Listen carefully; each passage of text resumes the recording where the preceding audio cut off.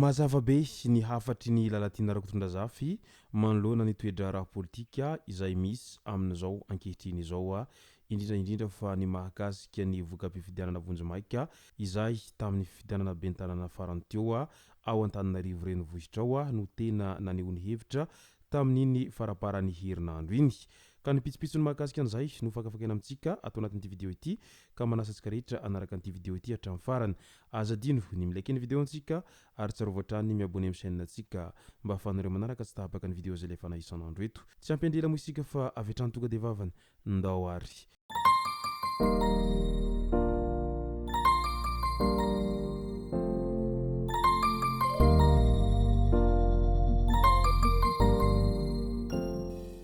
Ny tonga tsy miarahaba hono namantesitra ka dia faly miarahaba isika rehetra mpanaraka tsy tapaka an'ity chaîne ity ny tenako amin'ity androandroany ity. Araky ny fanatsipiko zay dia ny mahakasiky ny fanehoan-kevitry ny lalatiana rakotondrazafy manoloana ny toedra raha politika misy am'izao no tena resahantsika atao anatin'ity vidéo ity. Lalatiana rakotondrazafy dia mijanona ho modely hatrany na efa tsy mitana ndraikitra eo anivon'ny gouvernemanta aza izy dia mahatalanjona ny mpanarabaovao ny mahita azy rehefa miseho amin'ny haino sy vakijery ary betsaka ireo olona voasarika hijery sy haino ny lahateniny. Tamin'iny farany herinandro iny dia tonga niarahaba ny filoham-pirenena mivady izy niaraka tamin'ireo vondrona politika manohana ny fitondrana ankehitriny ka nahafinaritra ny mpanarabaovao ny fomba fitafiny sy ireo ravaka nanaovany ny kavina izay misy sariny hazo fijaliana manamarika fa olon'Andriamanitra ny tenany. Tsy misy olona tonga lafatra fa hafa ihany ity minisitra ny serasera sy ny kolotsaina teo aloha ity ary mijanona ho modely eo amin'ny fiarahamonina hatrany izy sy ireo zava-bitany. Teo ihany izay fahaiza manaon'izay fa nasiany resaka ny mahakasika an'ilay fifidianana ben'ny tanàna farany teo indrindra ny tao Antananarivo renivohitra tao. Ilay quotansier électoraux anie le retsika atao eny amin'ny tribunal administratif fa tsy eto amin'ny tambazotra tserasera hoy izy hatrany. Maninona kay ianareo mpanohitra na ny kandida nilatsaka ho any Antananarivo renivohitra indrindra ny team no tsy mangataka confrontation des PV. Hatreto angeka tsy nisy tamin'izy ireo mitabataba ireo nangataka an'io confrontation des PV io manaova fangatahana eny amin'ny tribunal administratif araky ny lalàna manankery dia ny fitsarana no manome baiko hanaovana an'io confrontation io. Manana PV daholy ny kandida rehetra, manana ny PV rehetra koa ny seni. Zonareo ny mangataka fampitahana dia angata hoe dia rehefa vita ny fampitahana afaka mangataka recomptage des voix ihany koa dia amin'izay mahazo antoka tsara ianareo hoe izao no tena vokatra fa tsy nisy halabato sy ny sisa izany teo. Ny faharoa, hatreto dia confrontation des listes électorales no hany nangatahany kandida izay mahagaga satria zavatra faran'izay tsotra matoa miresaka fampitahana dia misy zavatra roa izany farafahakeliny ampitahana izany kanefa araky ny lalàna dia niseny irery ihany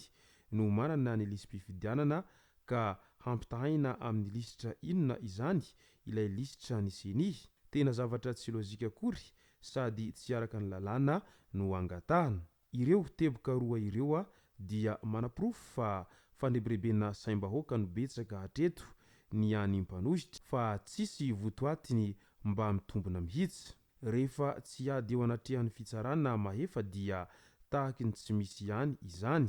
fa tsy hoe mandrahona sy avava isaky ny mihetsika eto amin'ny tambazotra tserasera dia hoe makaiza loatra. Raha mbola eto angeka manoratra mampiasa majuscule no farany azo atao dia mijanona eo fa aleo mampiasa ny fahefana nomeny lalàna manankery amin'ny resaka fifidianana farany ny lalàna koa mametraka hoe voka-pifidianana vonjimaika navoaka teo amin'ny seny ireny no manankery raha ho an'i Madagasikara fa tsy izay avoakantsika amin'izay tiantsika mianakavy eto amin'ny tambazotra-tserasera Facebook ho isatrany. Ny vokatra tena izy dia tribunal administratif ihany no mamoaka izany, dia izay no ekeny rehetra feny misy hirandrabosa izay hoe izany dia tsy hay ho izy rehefa nandefa hafatra ho an'ireo izay mpanositra ny fitondrana amin'izao fotoana izao. Mazava araka izany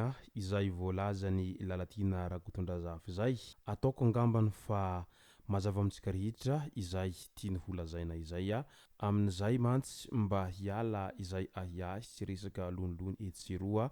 amin'ny resaka hoe halabato hoe maketsy makaroa izay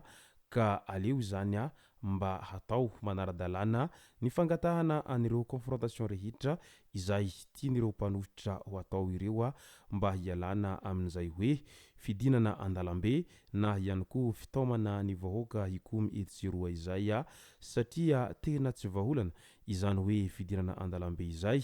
ary tsy vaholana ihany koa izany hoe fikomina izany fa satria efa maro ny fikomina izay natao izay ary efa maro ihany koa ny lesoka izay azo tao anatiny izay resaka fikomina rehetra izay nandalo teto amin'ny tany sy ny firenena efa matetika niverimberina izay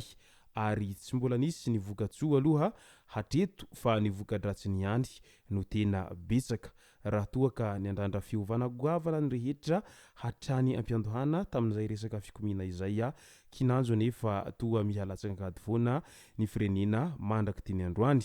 ka tsy vaholana mihitsy izany izay fikomina sy fitaomana ny vahoaka hidina eny an-dalambe indrindraindrindra fa ny fangatahan'ireo antoko-panositra an'izay hoe mba ahazon'izy ireo 13 Mei izay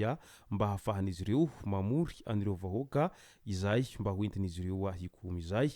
ka aleo hatao manaradalàna avokoa ny zavatra rehetra ho hiatrany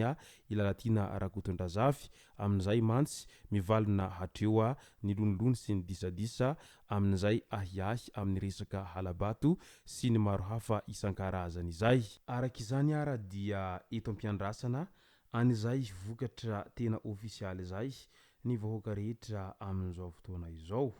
Ataoko angambany fa rehefa mivoakeo izay vokatra ofisialy izay dia tokony samy hanaiky avokoa ny rehetra satria efa samby nitondra ny fitorian'izy ireo tany amin'ny fitsarana avokoa moa ny tsirairay mba hanadiovana an'izay resaka halabato sy ny maro hafa izay. Izay sy zay moa no masaka azona roso tao anatin'ity video ity tomboko lazy tomboko vavy ka misaotra antsika rehetra nanaraka an'ity video ity hatramin'ny farany. Aza dino ny milaiky ny video antsika ary tsarovatra trany ny miabone amin'ny chaîne antsika mba ahafahanareo manaraka tsy tahapaka ny video zay lefa isan'andro eto. Tomboko lazy tomboko vavy mankasitraka dia mirary soa.